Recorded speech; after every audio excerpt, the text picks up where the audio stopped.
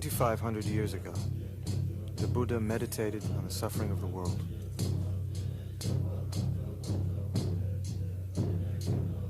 The cause of all our suffering, he said, is ignorance, a profound misunderstanding of the nature of life.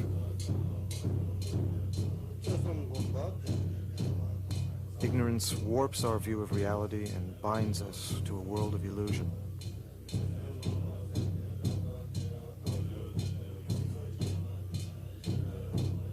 Wisdom can destroy that illusion and set us free.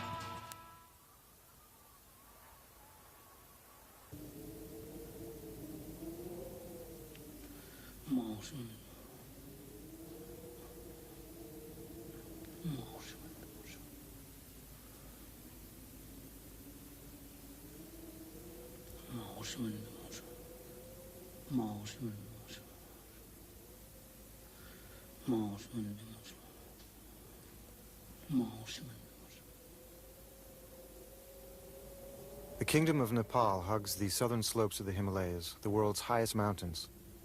Each year, in isolated monasteries here, Buddhist monks perform a festival called Mani Rimdu. Mani Rimdu celebrates the Buddha's compassion for all living things, but it also deals with dark and ancient forces of the supernatural and the subconscious, the summits and shadows of the human mind. The tradition of Mani Rimdu came to Nepal from the other side of the Himalayas in Tibet. Today, Tibet is an occupied country. After 30 years of Chinese rule, Tibet's unique and ancient civilization lies in ruins.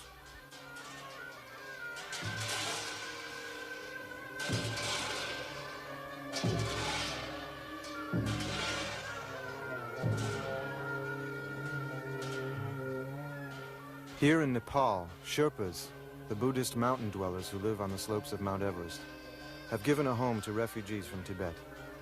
Together, Sherpas and Tibetan refugees keep the Mani Rimdu tradition alive.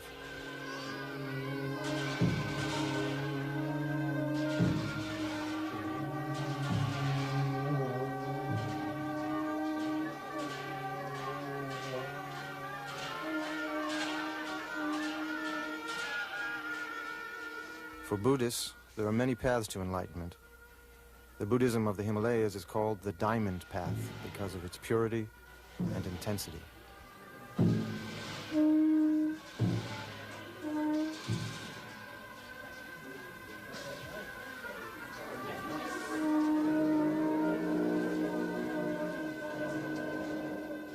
Difficult, often hidden, the Diamond Path cannot be followed without a guide.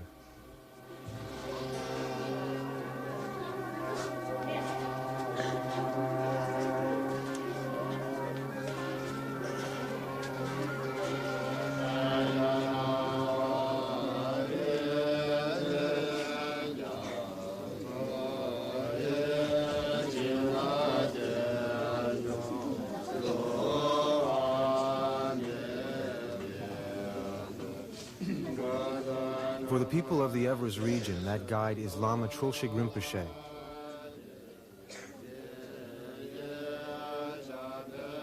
This is the story of his personal path and the adventure of spiritual discovery that he empowers his followers to share.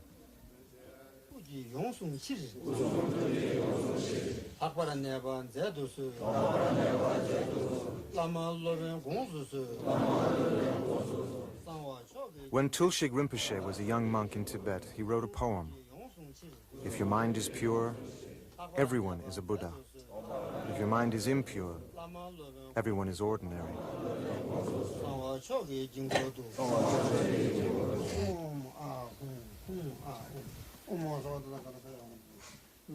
A Buddha is a being who is perfectly calm and kind and wise.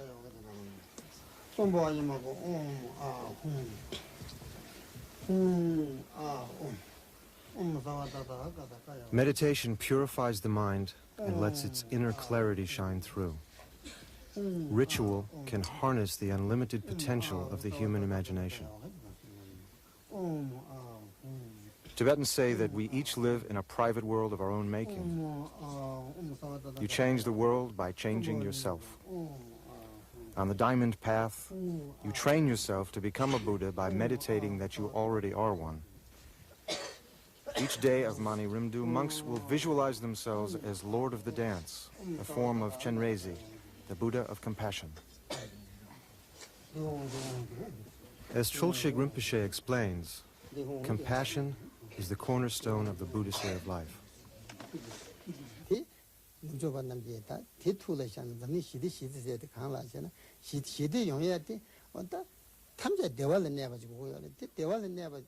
If you seek happiness for yourself, he says, you can have everything in the world and still be unhappy. But if you seek happiness for others, you'll find happiness yourself.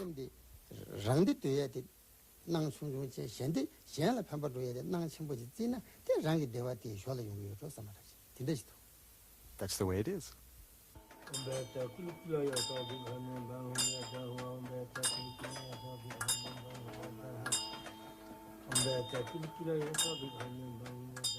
Throughout its history, Tibet concentrated its energies on spiritual development.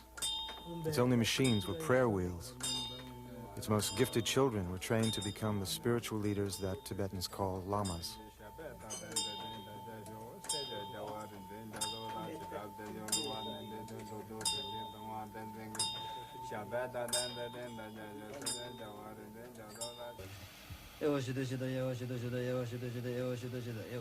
On the dark of the moon, the night Mani Rimdu begins, a young lama prepares for the exorcism of the demonic ghosts. Demonic ghosts are forces that can invade monasteries and wreak havoc with religious rituals. For the 3 weeks of Mani Rimdu, it is essential that Chiwang Monastery be completely protected.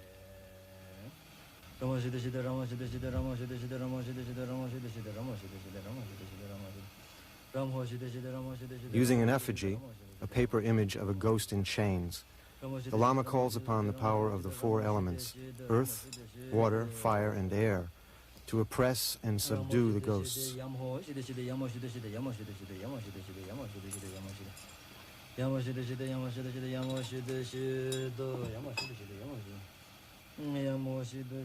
Demonic ghosts are not ghosts in our sense of the word. Lamas explain that a demonic ghost can be born when a monk breaks his vows. A demonic ghost, then, is like an emotion with a life of its own, and exorcism is a kind of therapy.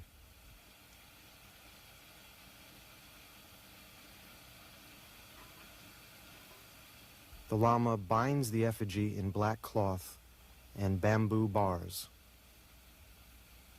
Once the demonic ghosts are shackled, the Lama will imprison them in an iron triangle. In his mind's eye, where the real ritual takes place, the triangle becomes a fathomless, slippery-sided pit. Crushing the paper image breaks the bones of the demonic ghosts.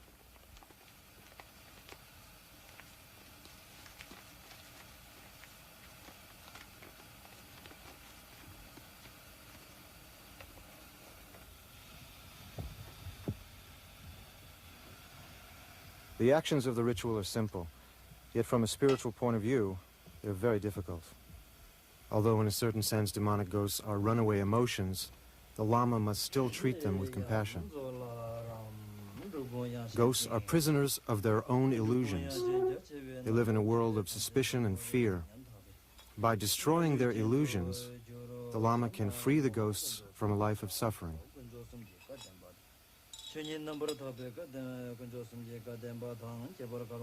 In the West, we think of magic as the art of creating illusions. For Tibetans, destroying illusions is the highest form of magic.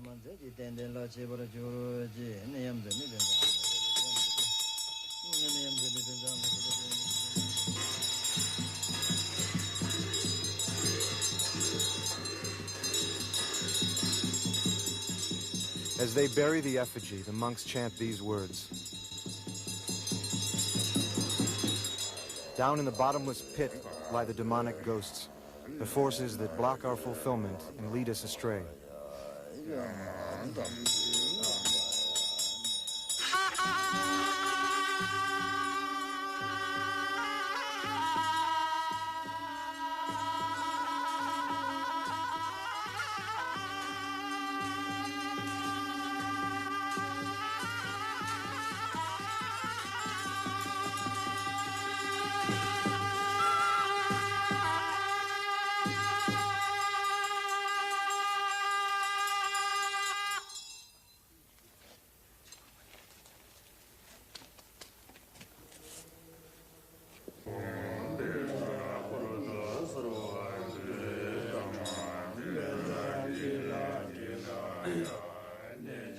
Inside the chapel, the Lama calls upon the magic dagger deities to protect the place where the mandala will be drawn.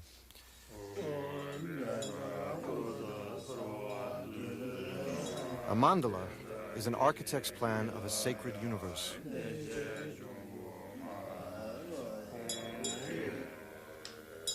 The mandala will be the home of Lord of the Dance throughout the festival.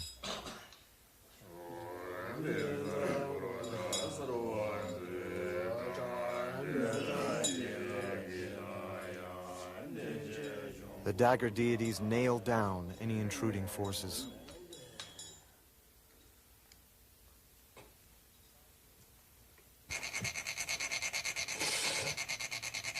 For 5 days, the monks of Chiwang sprinkle sand, grain by grain, in the unique pattern that will become the mandala of Lord of the Dance.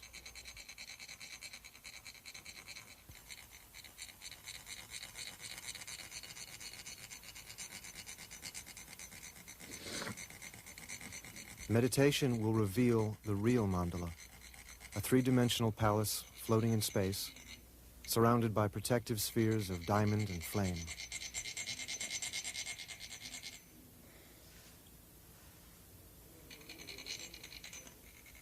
The mandala also has a deeper meaning, that the highest heaven is right here on earth, if only we have the wisdom to recognize it. While the mandala grows, other preparations are already underway. Barley flour is sculpted into offerings and painted with colored butter.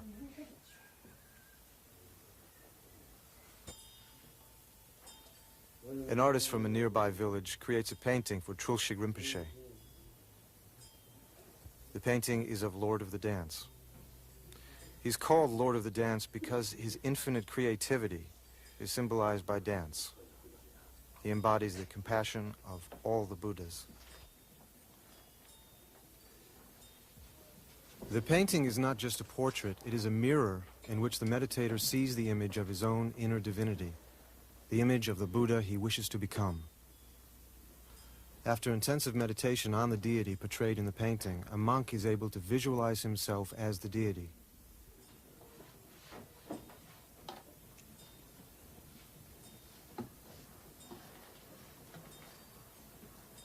By meditating that they are Lord of the Dance, who is the embodiment of compassion, the monks learn to embody compassion in their daily lives.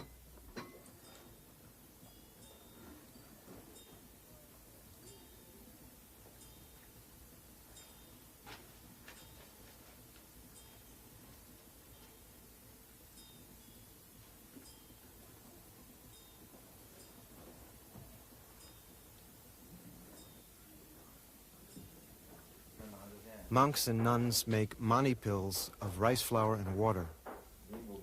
Mani pills give Mani Rimdu its name. Mani stands for Lord of the Dance's mantra, Om Mani Padme Hum. Mantras are words of power. sounds that invoke the deities and protect the human mind.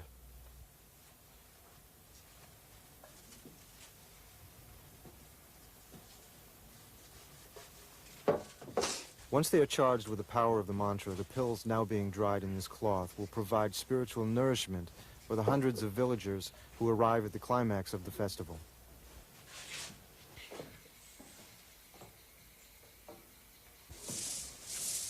By the fourth day, the pills are dry and ready to be colored.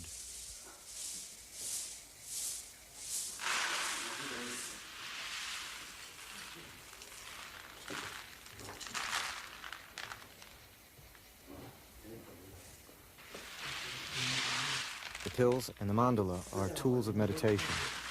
They are designed to bring into focus new ways of seeing. The pills invoke Lord of the Dance, and in so doing, help the monks focus their feelings of compassion.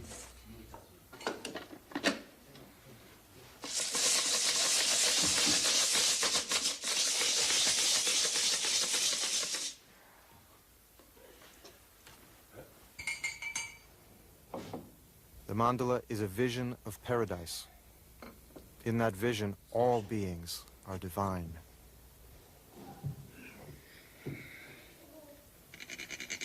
The purpose of every Tibetan ritual is to benefit others and to achieve a true understanding of reality.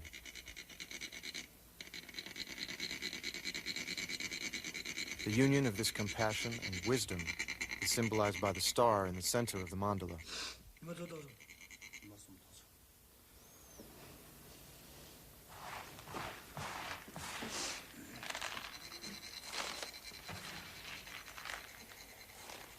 The Tibetans have a saying: rituals may look like children's games, but their results are vast as the sky.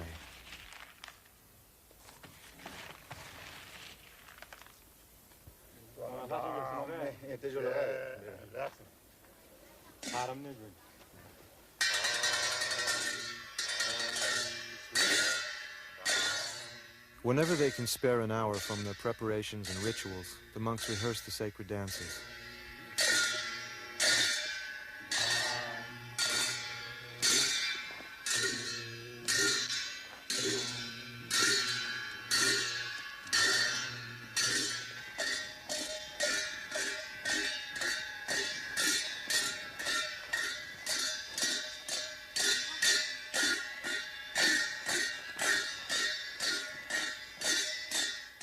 Based on meditators' visions, they reflect the actual movements of the deities. Traditionally, these rehearsals were done in the strictest secrecy.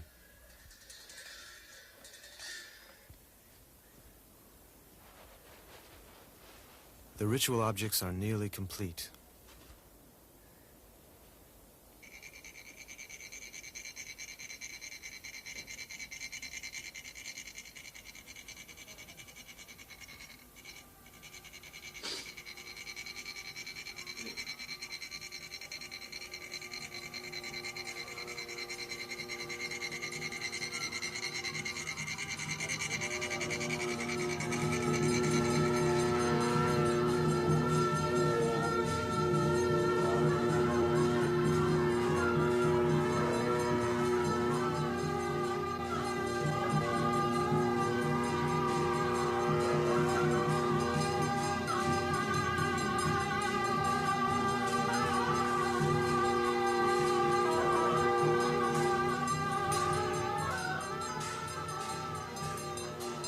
After 5 days of preparation, the monks are ready to put the offerings around the mandala and to place the pills at its center.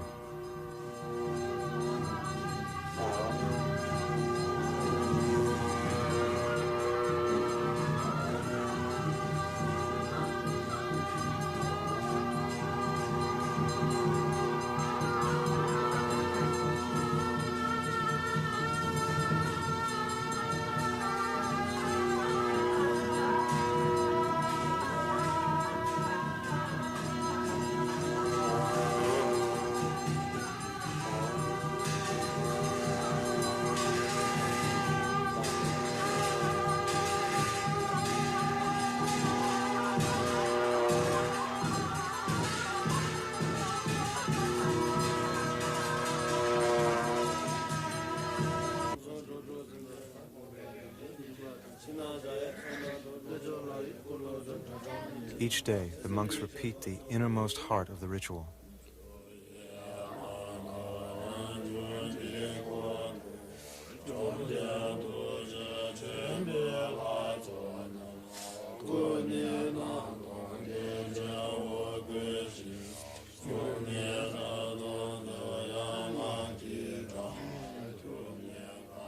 For Tibetans, ritual is a potent form of meditation.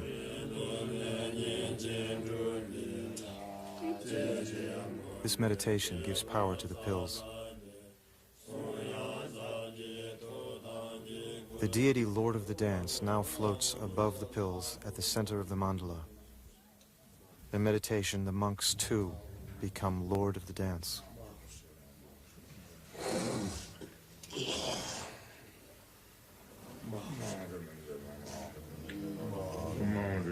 These are the words the monks recite to prepare themselves to chant Lord of the Dance's mantra. All the world is a divine palace. Its inhabitants, perfected, are the deities of the mandala. All sounds are now mantras. Thought and memory are the body of truth.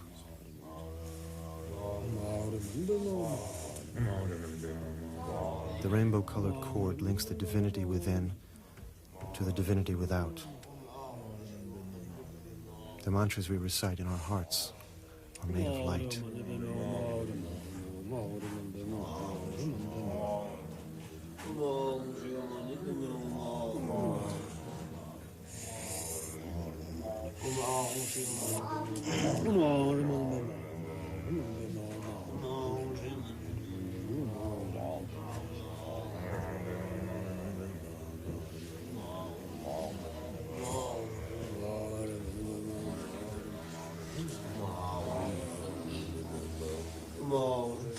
The light in our hearts flows through the rainbow-colored cord. The light moves the hearts of the deities of the mandala to dissolve the universe into clear and infinite light. The light penetrates the pills. Whoever takes them will be liberated.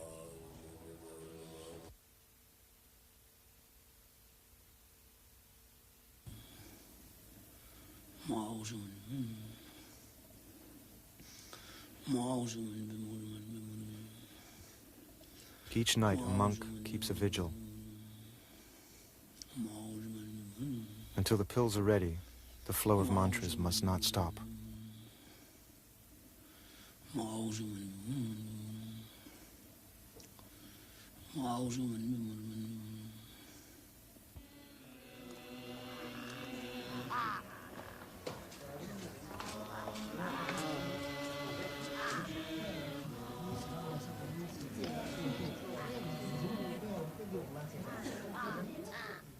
With 200 monks and nuns, Thubten Chöling is Nepal's largest Buddhist monastery.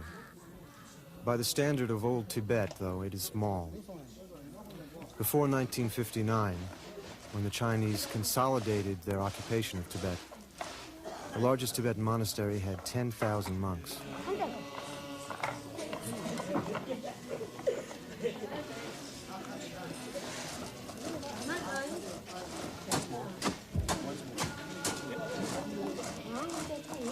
A large Tibetan monastery is more than a haven for prayer and meditation. It is a center of art and culture, a retirement home, and a parochial school.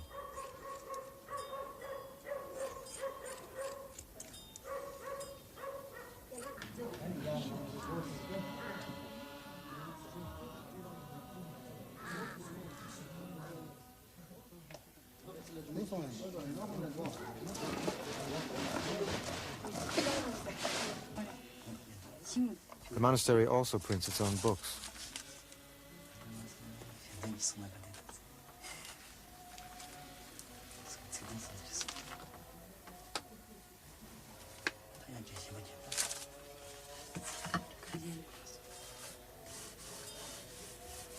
Tibetans are a supremely literate people. The monastery's library holds thousands of hand-printed volumes.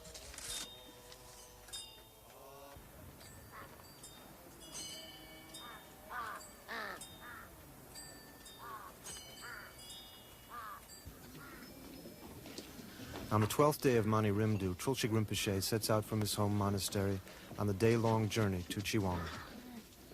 He goes to preside over the festival. Rinpoche first learned to meditate as a small boy in Tibet.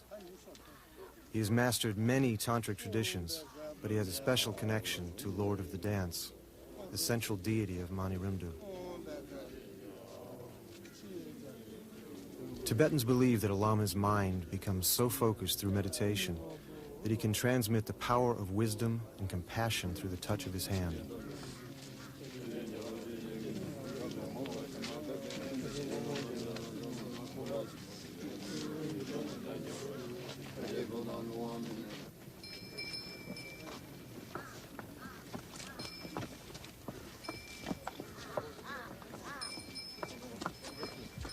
Like many lamas, Trulshik Rinpoche is considered the incarnation of generations of meditators.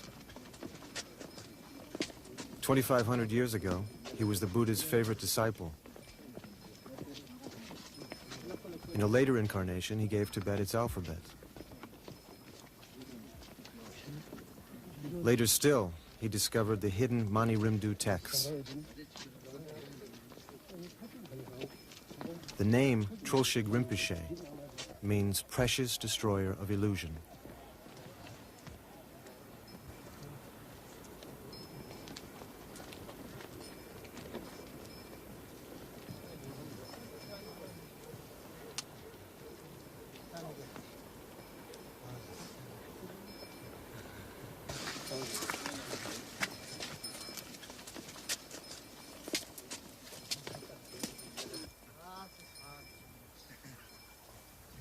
The Buddha taught that life as we live it is poisoned by desire, hatred, and ignorance.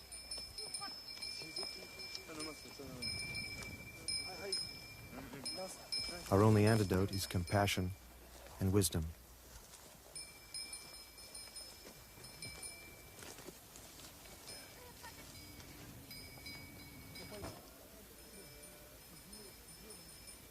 If we see the world as perfect, there is nothing to desire. If we see everyone as divine, there is no one to hate. This dream called life is only what we make it. Heaven and hell are states of mind.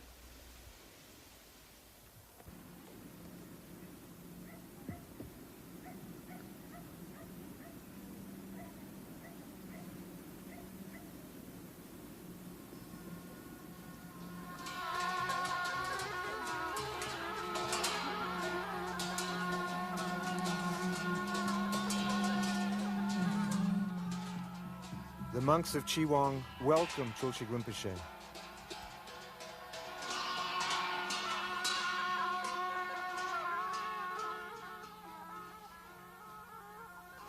Without the help of their spiritual teacher and the additional monks he brings, their small monastery could not continue to perform Mani Rimdu.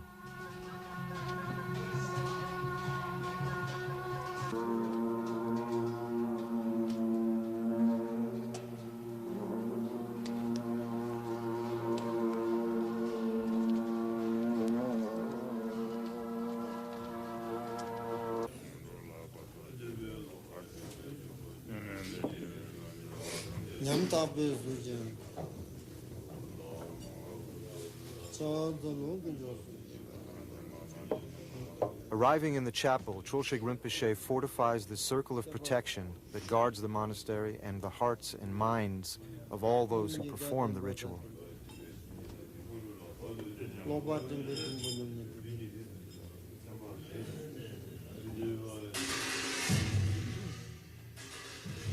Once more, he summons the demonic ghosts of negative emotion.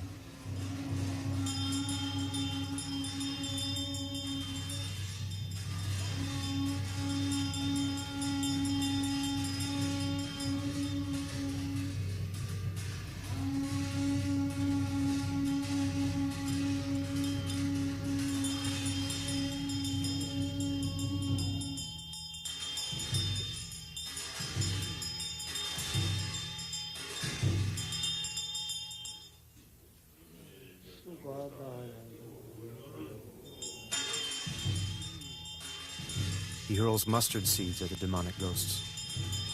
The mustard seeds are boulders that batter them into submission.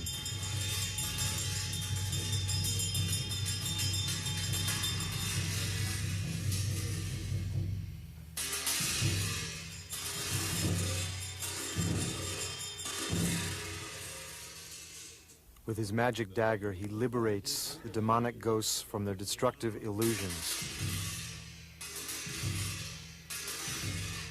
In the poetic language of ritual, they say he sends their spirits to paradise.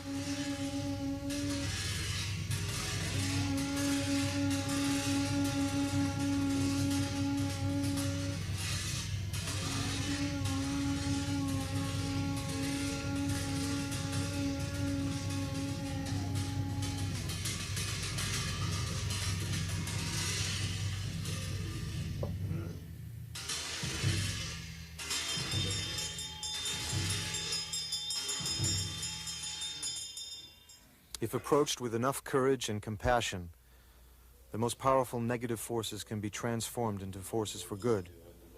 This is the meaning of the ritual that summons the fierce protector deities.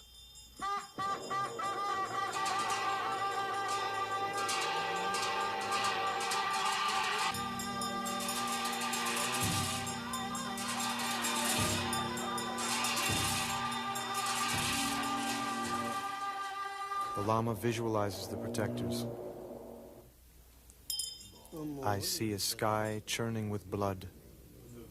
The Dark One, the shining protector of wisdom, stands on his iron mountain. His three eyes, round and red, roll back in rage. He gleams with the light of 1,000 suns.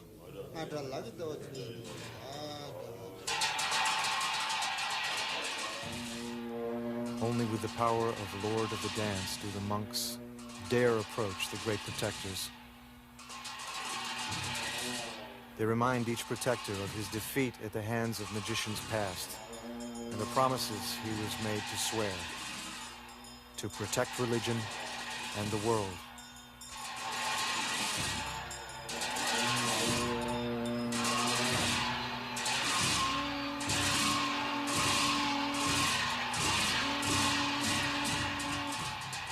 The circle of protection is complete. The passage to another world is now safe and clear.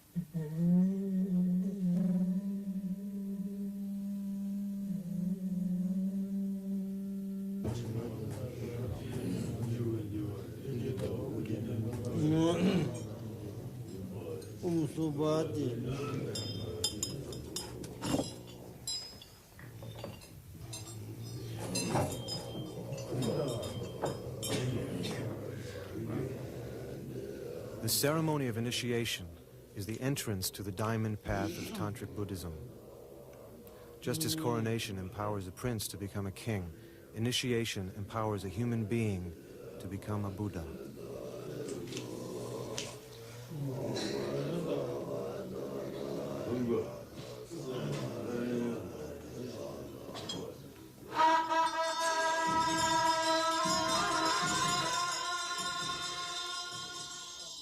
On the diamond path, they say the nature of the mind is like a diamond. Like a jewel buried in the ground, its luster can be hidden, but its purity cannot be destroyed.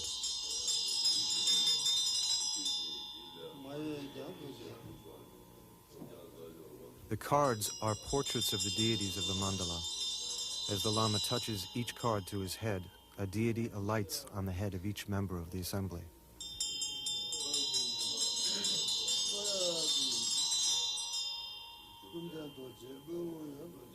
One by one, the deities dissolve into them, permeating their bodies, their voices, and their minds.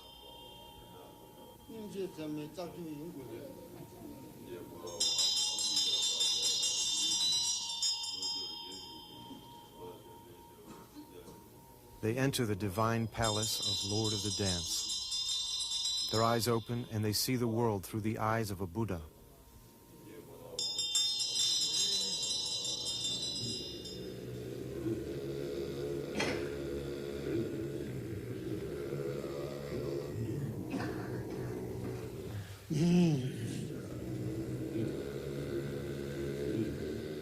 This is the purpose of meditation and ritual, and the true work of a Buddhist monk, to train himself to become a Buddha, so that he will possess the compassion, the wisdom, and the power to be of genuine service to a suffering world.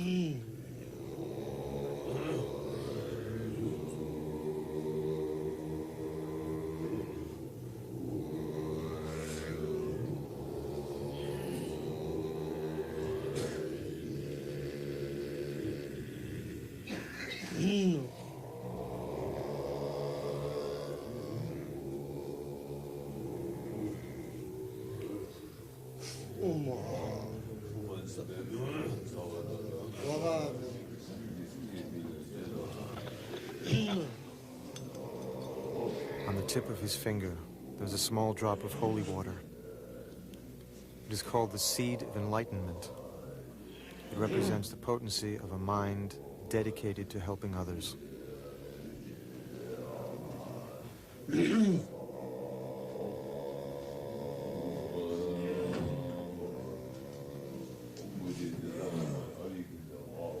He tastes the seed of enlightenment. Wisdom descends as a goddess and embraces him.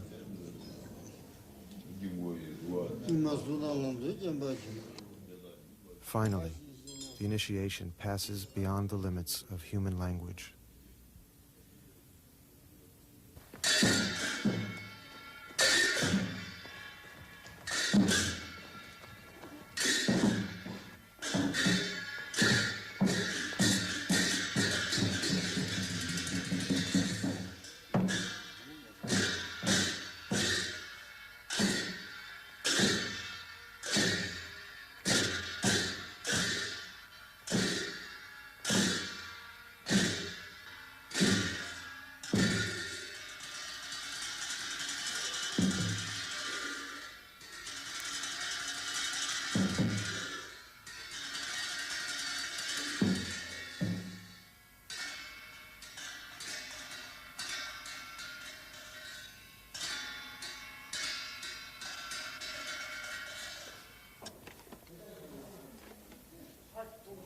As the day of the dances approaches, the sense of excitement mounts. There are dozens of last-minute details to take care of. Since last year's Mani Rimdu, the masks and costumes have been in storage.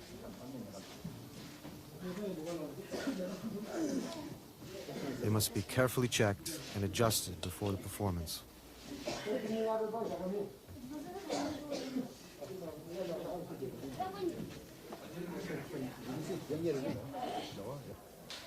The courtyard is covered with a canvas roof.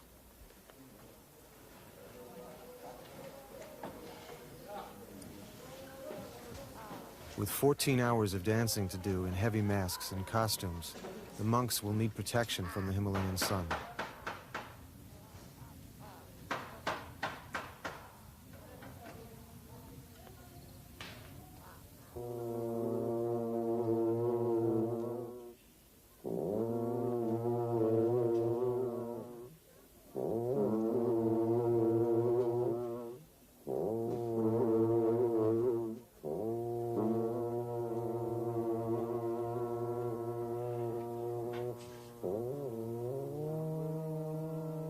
Sherpas and Tibetans arrive at Chiwang from surrounding villages.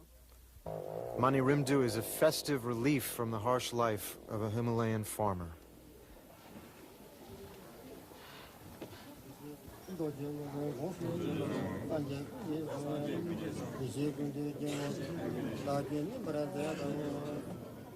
They come for Trulshik Rinpoche's blessing, for the pills and for the dances that follow. It is their way of participating in the monks' meditations.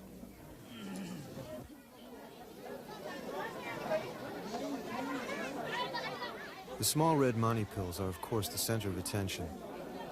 However, the monks distribute other sacred substances as well.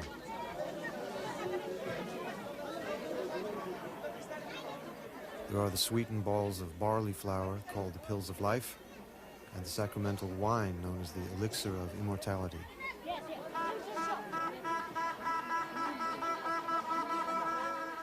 Like all things Tibetan, they are charged with symbolism. Immortality is not so much the length of one's life as the quality of one's life.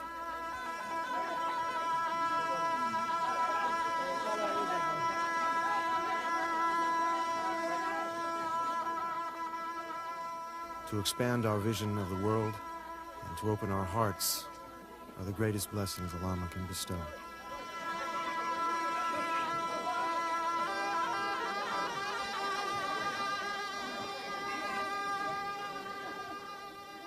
These men and women have traveled days, even weeks, for this moment.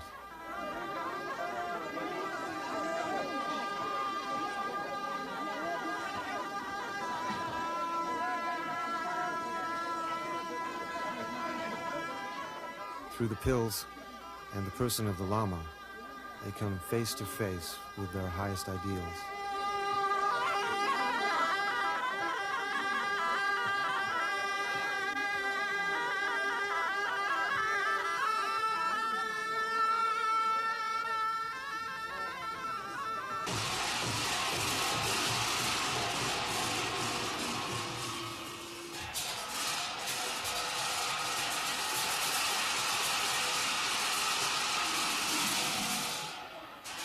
The dances tell the story of Buddhism's conquest of superstition and dramatize the monastery's role of understanding and transforming malevolent forces.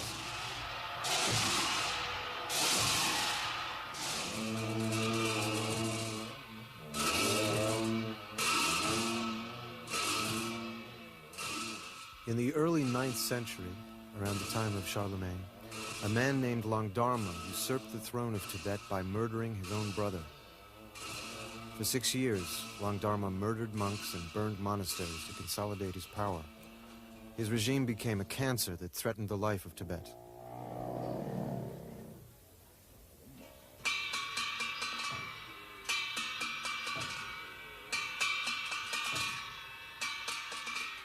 One day, a monk came to perform this very dance, the dance of the black hat magicians at the tyrant's court.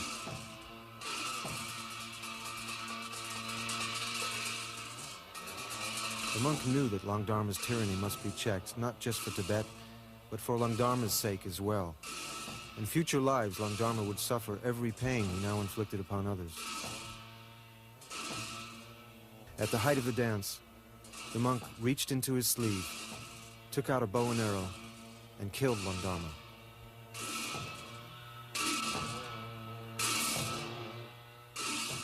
To this day, Tibetans remember this as Langdharma's salvation.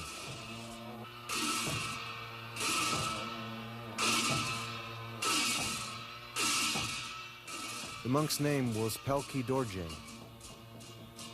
His present reincarnation is Trulshik Rinpoche.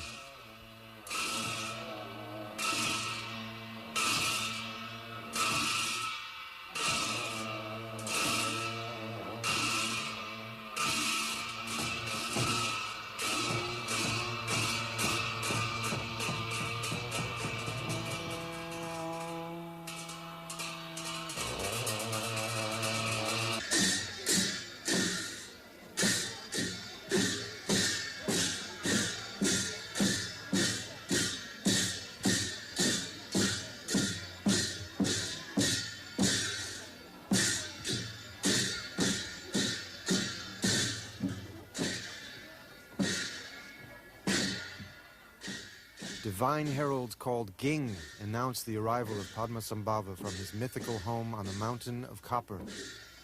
The Tibetans called Padmasambhava the second Buddha. He is their archetype of saint and magician.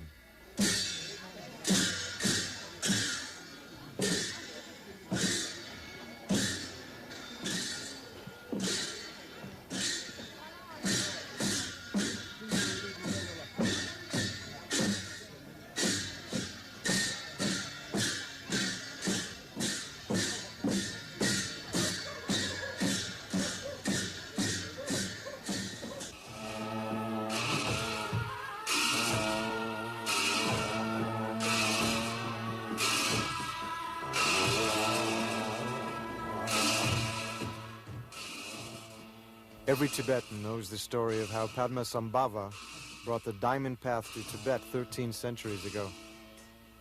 They still tell of how he assumed his fierce form to battle the ancient gods who terrorized their homeland. Padmasambhava did not destroy the gods of ancient Tibet, he converted them.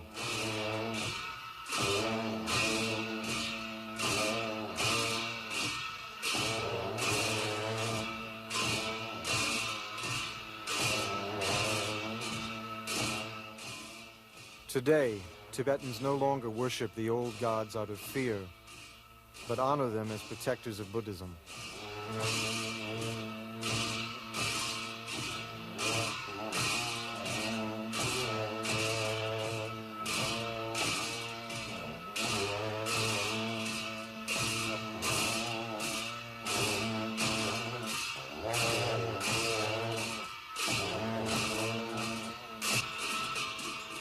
The lords of the cemetery appear, and the dance of liberation, the central act of Tibetan sacred dance, begins. Legend has it that these skeletons were once a man and a woman. Pledged to a life of religious austerity, they went to a cremation ground and lost themselves in profound meditation. Many years later, when they awoke, they found that the flesh had disappeared from their bones. But so intense was their illumination that, unafraid, they danced with joy for their newfound enlightenment.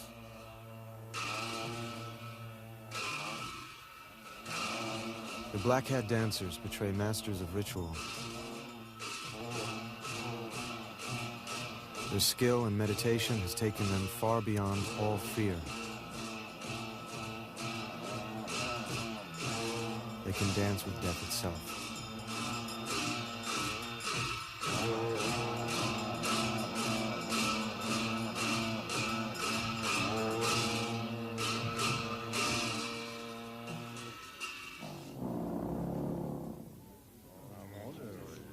During the course of Mani Rimdu, Trulshik Rinpoche has liberated the demonic ghosts from their destructive illusions. Now, the ultimate enemy must be destroyed. The enemy within: desire, hatred, and ignorance. The weapon of penetrating insight slays mankind's greatest enemy, ignorance, and transforms it into wisdom.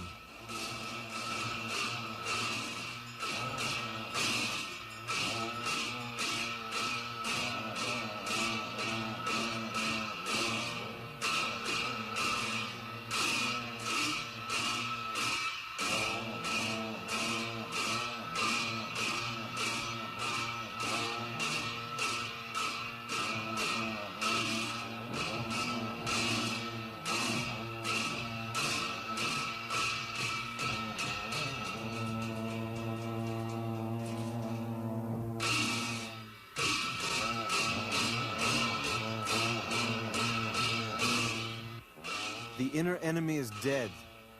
Rejoicing, the lords of the cemetery carry the corpse to the deities of the mandala.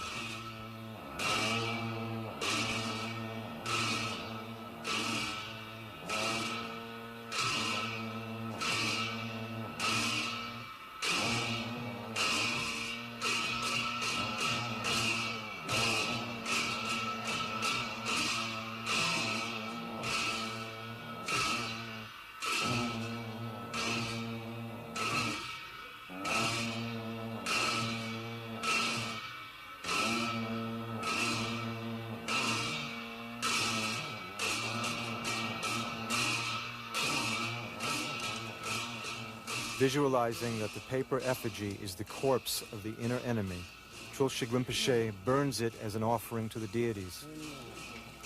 He asks in return that they liberate the world.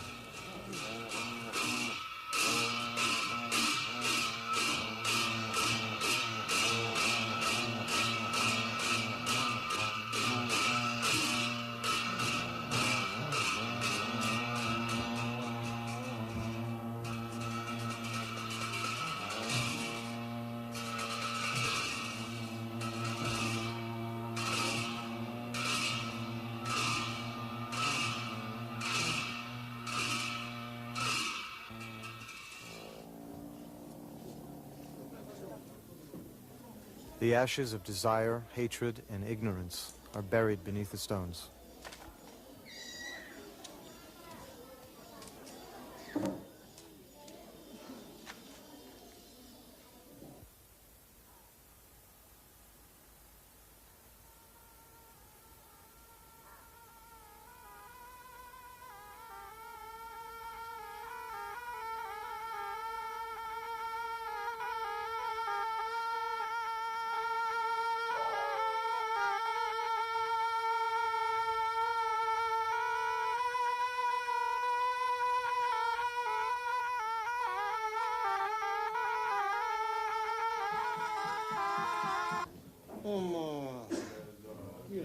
Their work finished, it is time to send the gods home. The magic dagger deities who have protected the mandala and Lord of the Dance, and the other deities who have lived within it.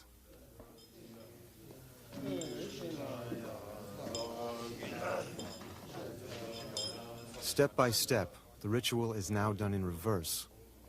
The world, which they have so carefully created, must dissolve back into the source from which it came, the infinite creativity of the mind.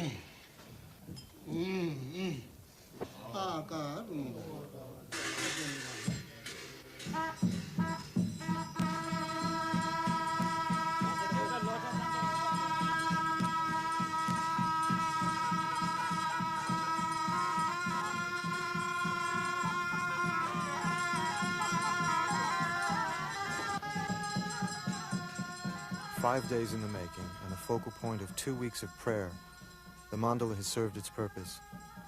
Now it becomes a dramatic reminder of the fragility of life.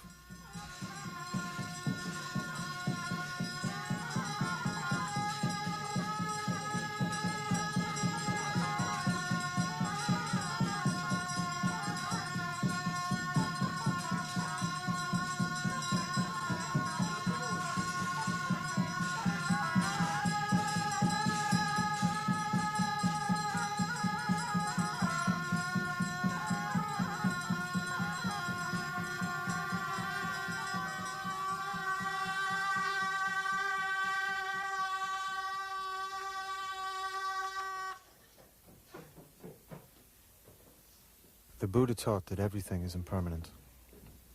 Even truth is just a wooden raft to sail across the river of life and then leave behind. Trulshik Rinpoche's poem ends this way. This little monk is from Tibet's high pastures, and you, my lords, come from afar. We must disperse now, each to his home, so this too is impermanent. My birthplace was in Tibet's high pastures, and now I have come to Everest's white peak. In the end, where will I go? Where will I stay? Remember my words. Remember my words. 毛什